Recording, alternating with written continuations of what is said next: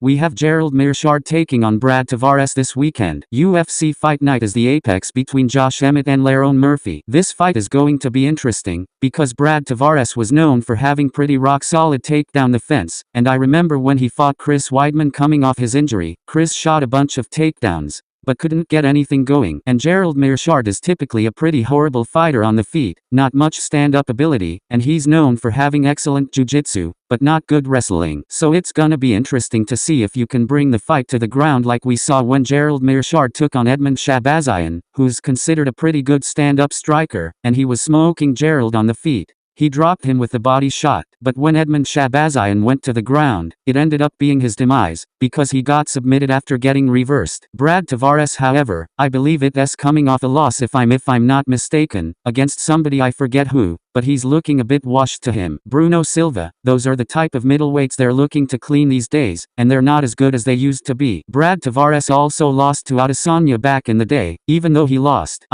he held on. That's not the same fighter that he is anymore. So I still think this is gonna be an interesting fight because Gerald doesn't have good striking. Khamzat took him out with like one punch. So my pick for this fight is gonna be Brad Tavares to win by decision. I think both fighters are not dangerous on the feet anymore. So never been, but his danger is within the grappling, which I don't think we'll get this fight to the ground. So Brad Tavares by decision.